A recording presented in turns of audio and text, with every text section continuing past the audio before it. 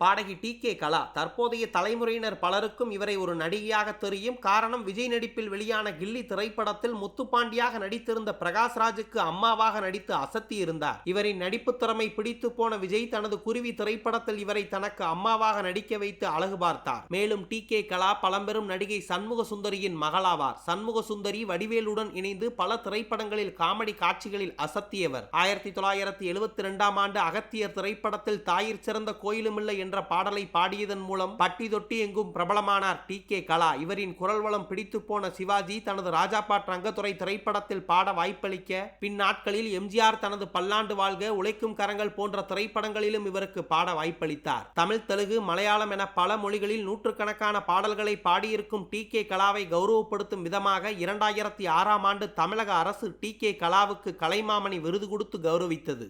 பாடகி சித்ரா தமிழ், மலையாளம், கன்னடம், தெலுங்கு, ஹிந்தி, பெங்காலி, ஒரியா, பஞ்சாபி, குஜராத்தி என பல்வேறு மொழிகளில் ஆயிரக்கணக்கான பாடல்களை பாடியிருக்கிறார். இதுவரை 6 முறை தேசிய விருதுகளையும் 6 முறை தென்னிந்திய பிலிம்பேர் விருதுகளையும் மற்றும் பல்வேறு மாநில விருதுகளை வென்றிருக்கிறார் பாடகி சித்ரா. இந்தியாவில் மிக அதிக முறை தேசிய விருதை வென்ற பாடகி என்ற பெருமைக்குரியவராக விளங்கி வருகிறார் பாடகி சித்ரா. இன்றளவும் இந்திய சினிமாவில் வெற்றிகரமாக திகழ்ந்து வரும் பாடகி சித்ரா 1988ஆம் ஆண்டு விஜயசங்கர் என்பவரை திருமணம் செய்து கொண்டார். இந்த தம்பதிகளுக்கு பல ஆண்டுகள் கழித்து 2002ஆம் ஆண்டு நந்தனா என்ற பெண் குழந்தை பிறந்தது. ஆனால் எதிர்பாராத விதமாக ஆட்டிசம் குறைபாடுடன் பிறந்த தனது மகளை சித்ரா தனது உயிரை போல வளர்த்து வந்தார். 2011ஆம் ஆண்டு ஏ.ஆர். ரஹ்மான் நிகழ்ச்சி ஒன்றில் பாட துபாய் சென்றிருந்த போது துரதிருஷ்டவசமாக பாடகி சித்ராவின் மகள் நந்தனா நீச்சல் குளத்தில் தவறி விழுந்து உயிரிழந்தார். இறைவன் கொடுத்த திறமையால் இசை உலகத்தை ஆட்டி படைத்த சித்ரா தற்போது மனதில் நிறைய வலிகளோடு வாழ்ந்து வருவதாக குறிப்பிட்டிருக்கிறார்.